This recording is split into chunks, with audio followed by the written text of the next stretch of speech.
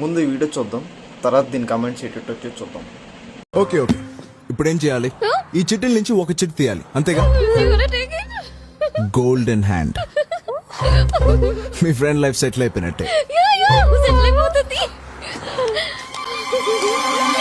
1 minute.